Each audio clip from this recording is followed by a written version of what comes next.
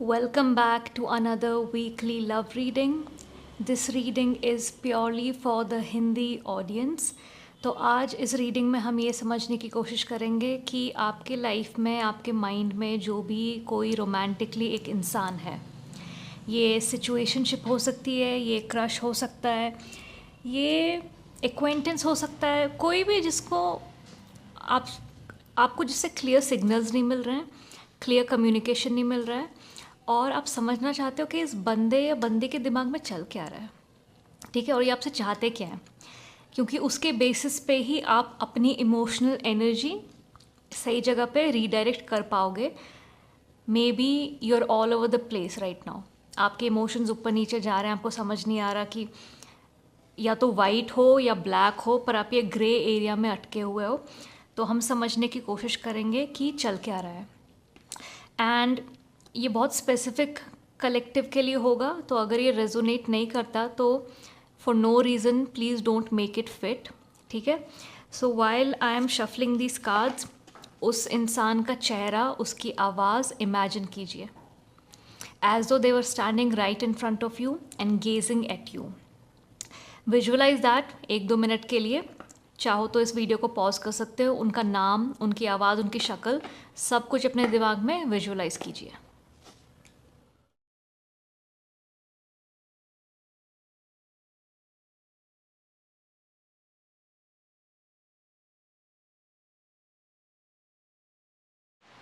तो ये मैसेजेस उनके दिमाग के डायरेक्ट थॉट्स हैं. अभी उनके दिमाग में क्या चल रहा है, वो क्या फील कर रहे हैं, लेट नाइट वो क्या सोच रहे हैं.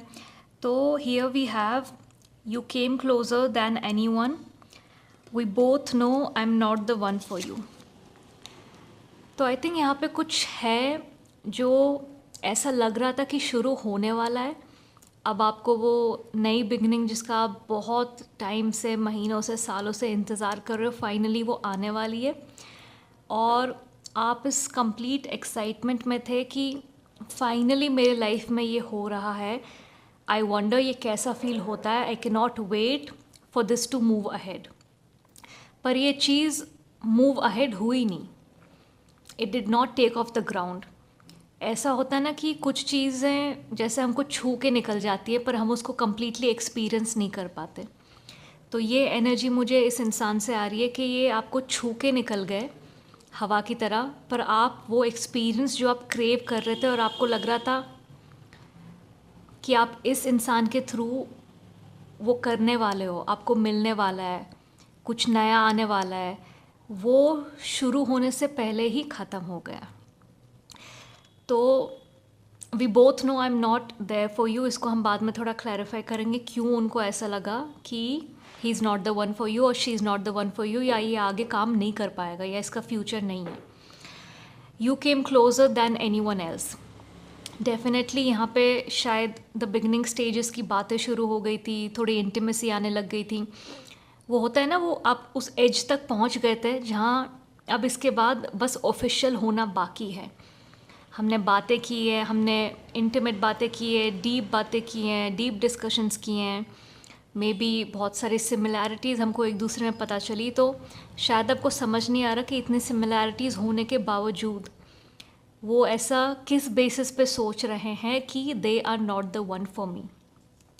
एंड आई फील इस इंसान ने आपको गोस्ट किया है या ये ख़त्म किया है, बात करके ख़त्म किया है, बिना बात किए ख़त्म किया है, जो भी है, but they know they messed it up. ये वाली रिस्पॉन्सिबिलिटी उन पर है. उन्होंने मेस किया है, उन्होंने ख़त्म किया है, उन्होंने चीज़ें कुछ अज्यूम की है. वो हम समझने की कोशिश करेंगे थोड़ी देर में किस बेसिस पे, क्या डिफरेंसेस, क्या उनको लगा, कुछ इमेज से रिलेटेड या कुछ फैमिली से रिलेटेड जो भी है, या उनके अपने कमिटमेंट इश्यूज़ हैं. पर उनको पता है ये जिम्मेदारी ख़त्म करने की उन पे है.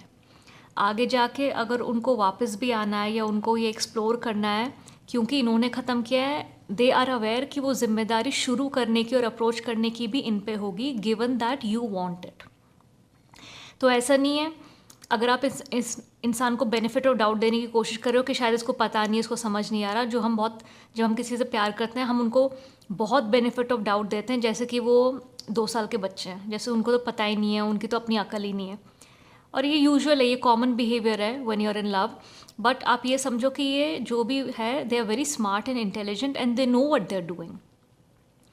तो आप उनको अपने दिमाग में वो बेनिफिट ऑफ डाउट देना बंद कर दो, क्योंकि अगर आप वो बहुत हद तक दोगे, आप वो वेटिंग एनर्जी में ही बैठे रहोगे कि उनको अभी समझ नहीं आ रहा, उनको समझ आएगा तो वो वापस आएंगे।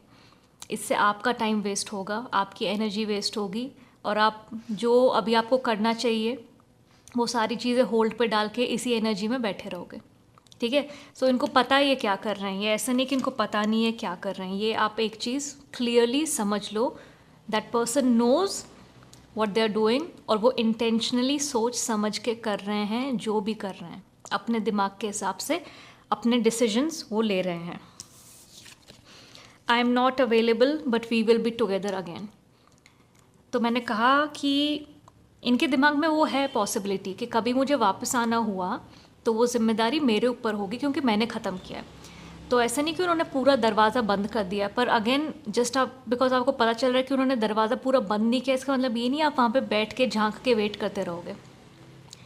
अपनी सेल्फ रिस्पेक्ट, अपनी डिग्निटी अपने हाथ में। ऐसा नहीं है कि ये बंदा या बंदी जब आएगा मैं यहाँ रेडी बैठे रहूँगा, बैठी रहूँगी। गेट अ लाइफ, अपनी लाइफ में कुछ करो, अपनी चीज़ों में बिज़ी हो। Never put your life on hold for a person who's not sure for you, who's not ready for you yet. जब वो रेडी होंगे, उनका जब दिमागी संतुलन तैयार होगा इस चीज़ के लिए, वो आ जाएंगे, वो आपको दिख भी जाएगा आ जाएंगे। पर जब तक वो नहीं आ रहे, वो नहीं आ रहे। तो ये गाइडेंस आई थिंक बहुत ज़रूरी है किसी के लिए जो वेटिंग एनर्जी में बैठा हुआ है। मैं वेट करूँगी, मैं वेट करूँगा 5 महीने, 6 महीने, 1 साल, ठीक है, पर वो 1 साल वेस्ट मत करो, कुछ अपना काम करो, वहाँ से अपना ध्यान हटा लो। वो आएंगे तो वो आएंगे, वो नहीं आएंगे तो वो नहीं आएंगे। Don't waste your time and life, your precious time when someone is not sure about you. They clearly have told you I am not available, we both know I am not for you, I messed up things. ये available नहीं है, ये मान रहे हैं, तो आप किस बेसिस पे इनको बेनिफिट ऑफ डाउट दे रहे हो? वो क्लियरली आपको जो बोल रहे हैं वो आप समझो कि मुझे क्लियरली बोला जा रहा है। अगर आप क्लियर कम्युनिकेशन को भी मिक्स्ड मैसेजेस का लेबल दे के ऐसे बिहेव करोगे कि हाँ मुझे तो कुछ समझ नहीं आ रहा, तो आप अपने आप को धोखा दे रहे हो। ये इंसान क्लियरली आपको कम्युनिकेट कर रहा है, और ये नहीं है कि गोस्टिंग कर दी तो कम्युनिकेशन नहीं है। Every silence, every no is also an answer, but people are not ready to accept that. उनको सामने वाले के मुंह से सुनना है। अगर वो जो भी आपका सोलमेट है, जो भी आपको पसंद करता है, आपके साथ चीज़ें आगे बढ़ाना चाहता है, वो गोस्ट नहीं करेगा या करेगी। तो अगर किया है, वो ही आपका आंसर है क्लोजर के लिए कि they have gone from my life. अब उसके पीछे आप अपना वक्त ज़ायर ना करें। इनको आना होगा, ये आएंगे।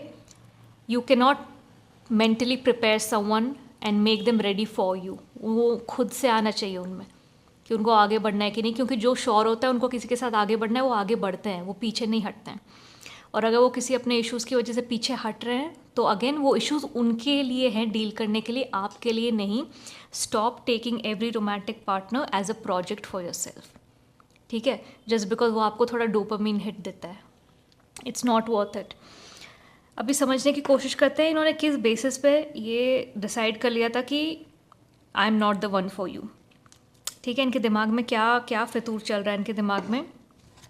अगेन, जब भी मैं कार्ड शफल करती हूँ किसी भी रीडिंग के टाइम पे, बाय डिफ़ॉल्ट उनका नाम, आवाज़, चेहरा इमेजिन करो जैसे वो आपके सामने खड़े हैं, आपको देख रहे हैं, जो भी है, and that way we can pick up your energy and that person's energy. ठीक है,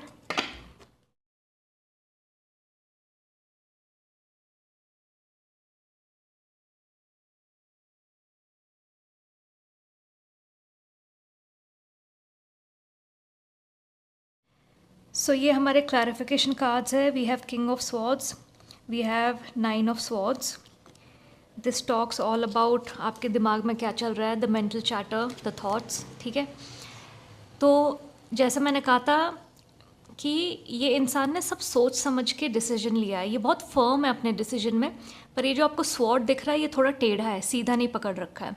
इसमें वो फ्लेक्सिबिलिटी दिखती है कि जो मैंने कहा था, इनका दरवाज़ा पूरी तरह से अभी बंद नहीं है, we will be together again, वो इन्होंने खोल के रखा है, पर इस वक्त उनको वो नहीं चाहिए। तो इन्होंने ऐसा कुछ डिसाइड नहीं किया है कि ये मैंने कट ऑफ कर दिया तो ये कभी मैं लाइफ में इसके बारे में सोचूंगा नहीं, शायद मैं इस यहाँ वापस आऊँगी, देखूंगी, ठीक है। तो अभी की जो एनर्जी है वो श्योर है। Can you see this person sitting with a very straight face, इनके दिमाग में बहुत क्लैरिटी है। तो इसलिए मैं कह रही थी कि फालतू में आप बेनिफिट ऑफ डाउट देना बंद करो लोगों को। जो सोच समझ के डिसीजन लेते हैं, एक्शन लेते हैं, उनके दिमाग में क्लैरिटी होती है। हमको ऐसा लगता है वो शायद उनको समझ नहीं आ रहा वो क्या कर रहे हैं, पर वो बहुत सोच समझ के कर रहे हैं। और आप यहाँ रातों को सो नहीं रहे हो, आप एनजाइटी फील कर रहे हो, आप जगे हुए हो, आप अपसेट हो, आपको लॉस और ग्रीफ फील हो रहा है फॉर द पोटेंशियल ऑफ क्या हो सकता था। आप उस एनर्जी में हो। अभी कुछ हुआ भी नहीं था, कोई रिलेशनशिप ऑफिशियल नहीं हुआ था, डेटिंग शुरू नहीं हुई थी, पर जो आपने लूज़ किया है, वो जो लूज़ किया है वो ये है कि क्या हो सकता था, क्या कहानी हो सकती थी। वो कहानी लूज़ करने का ग्रीफ है आपको कि वो कहानी मेरी नहीं हो पाई, वो क्योंकि आपने दिमाग में सब सोच लिया था और आप इस एनर्जी में हो और आप इस इंसान को इतना बेनिफिट ऑफ डाउट दे रहे हो। आपको लग रहा है कि शायद वो इमोशंस पे हाई थे, या उनके भी mentally they are not very stable और हेल्दी, या उनका अपना कुछ डर है या जो भी है। तो मैं यहाँ पे बैठ के ऐसे वेट करूँगा या करूँगी रात को ऐसे अंधेरे में, आपके पूरे अंदर मन में, सोल में, दिमाग में अंधेरा छा गया है, ठीक है। और दिस पर्सन ये अंधेरे में नहीं बैठा है, ये दिन की रोशनी में, उजाले में बैठा है, क्योंकि इसने बहुत क्लैरिटी के साथ ये डिसीजन लिया है। तो जब उस इंसान ने इतना क्लैरिटी के साथ डिसीजन लिया है तो आप क्यों अपने आप को इस एनर्जी में रख रहे हो, ठीक है।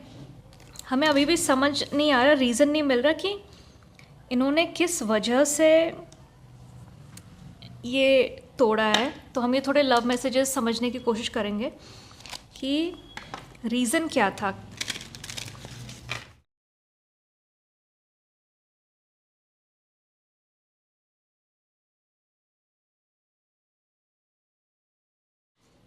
तो यहाँ पे we have attraction and keep an open mind. So I feel कि ये हमको रीज़न प्रोवाइड कर रहा है। आई थिंक बहुत लोगों के लिए रीज़न ये रहा है कि आप इनके यूजुअल टाइप से बहुत अलग हो। तो इवन दो उनका दिल आपकी तरफ खींचता है, उनका दिमाग उनको ये बोलता है कि ये मेरे टाइप का इंसान नहीं है। अब वो टाइप में कुछ भी आ सकता है, वो टाइप में आ सकता है आपका बैकग्राउंड क्या है, कुछ कल्चरल या लैंग्वेज डिफरेंसेस हो सकते हैं, आप अलग अलग जगह से बिलोंग कर सकते हो, तो उनको लगेगा ये तो सेट नहीं होगा आगे जाके, ठीक है। या फिर कुछ और डिफरेंसेस हो सकते हैं। यूजुअली उनका जो दिमाग में एक टाइप अटका हुआ है कि ऐसी टाइप की शक्ल, बाल, जो भी फिजिकल अपीयरेंसेस, सबके दिमाग में एक टाइप होता है, ठीक है।